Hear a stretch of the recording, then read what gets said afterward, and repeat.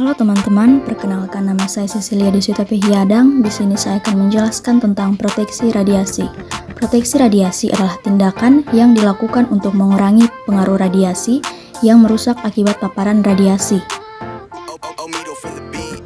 Berikutnya, radiologi intervensional, yaitu teknik radiologi dengan menggunakan pesawat sinar X untuk pemandu citra secara langsung atau real-time image guided dalam mendiagnosis dan melakukan tindakan terapi dengan memasang kawat penuntun, stent, dan komponen terkait di dalam tubuh pasien.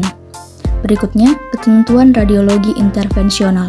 Yang pertama, hanya pekerja radiasi yang benar-benar dibutuhkan yang berada di dalam ruang pesawat sinar X. Yang kedua, pekerja radiasi harus menggunakan peralatan protektif radiasi berupa apron, pelindung tiroid, sarung tangan, dan pelindung mata. Yang ketiga, tenaga kesehatan atau tenaga medis yang bukan pekerja radiasi harus menggunakan dosimeter bacaan langsung. Yang keempat, tangan pekerja radiasi tidak boleh berada dalam area berkas radiasi utama pada saat pengoperasian. Yang kelima, pekerja radiasi harus menjaga jarak dan meminimalkan waktu sepadat mungkin dari pasien ketika penyinaran berlangsung. Yang keenam, pekerja radiasi harus berusaha berada di posisi di mana tingkat radiasi hampurnya rendah. Dan yang ketujuh, untuk proyeksi tabung pesawat sinar X fluoroskopi C-arm, arah lateral atau oblik, posisi pekerja radiasi diusahakan berada di dekat image intensifier.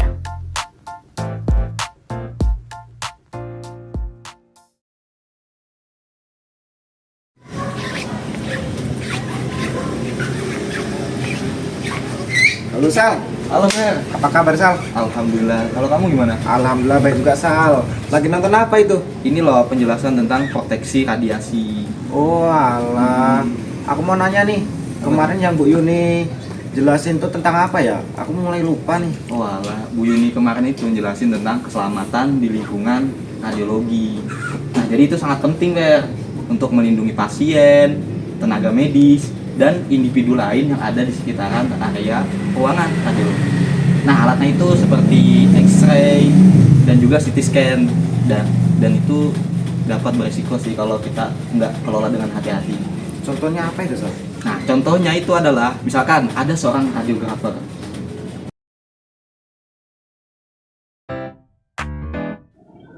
Ketika dia ingin mengoperasikan alat penghasil radiasi, dia harus menggunakan alat pelindung diri dulu, Fer. Seperti apron, pelindung mata, untuk bisa meminimalkan paparan radiasi. Tidak hanya petugas radiografer aja yang menggunakan APD. Misalkan ada keluarga pasien yang membantu dalam pemeriksaan. Nah, keluarga tersebut harus menggunakan APD juga, Fer. Tidak hanya para petugasnya saja yang harus kita perhatikan. Misalkan, ada alat-alat radiologi yang harus kita periksa secara rutin dan terkalibrasi dengan benar. Misal contohnya untuk memastikan bahwa dosis radiasi yang digunakan sesuai dengan standar dan tidak berlebihan, Per. Hanya petugas yang terlatih dan berlisensi yang diperbolehkan untuk mengoperasikan alat radiologi tersebut. Tujuannya adalah untuk menghindari kesalahan yang bisa meningkatkan dosis radiasi. Area di sekitar peralatan radiologi harus diberi tanda peringatan untuk menghindari paparan tidak sengaja. Hanya orang yang memiliki izin atau pelatihan yang dapat mengakses area tersebut. Petugas radiografer harus menggunakan dosimeter untuk memonitor paparan radiasi mereka selama bekerja di area yang terpapar radiasi untuk memastikan bahwa paparan radiasi tidak melebihi batas aman. Pengukuran tingkat radiasi di lingkungan kerja juga penting untuk memastikan tidak ada kebocoran atau paparan yang tidak diinginkan. Contohnya, seperti mengecek tembok pada ruangan radiologi, apakah sudah sesuai dengan standar yang telah ditentukan oleh Bapeten. Sebelum pemeriksaan dilakukan bagi petugas, radiografer harus memastikan bahwa pasien tidak hamil atau memiliki kondisi medis yang menghalangi prosedur tersebut. Karena radiasi bisa membahayakan janin atau memperburuk kondisi medis tertentu.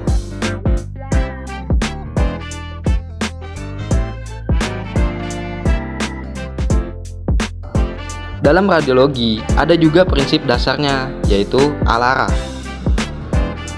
yang berarti dosis radiasi yang diterima pasien harus serendah mungkin, namun tetap cukup untuk menghasilkan gambar atau informasi medis yang dibutuhkan. Setelah diambil gambarnya, tinggal petugas radiografer mengajak pasien untuk keluar dari ruangan radiologi. Terus nungguin hasilnya deh nanti di luar.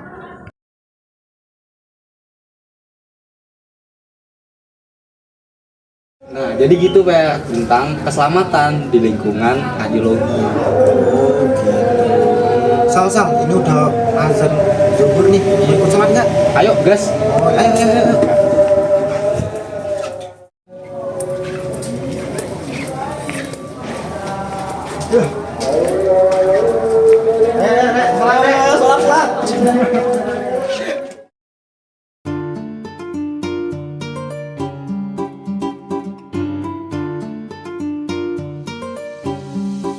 Hehehe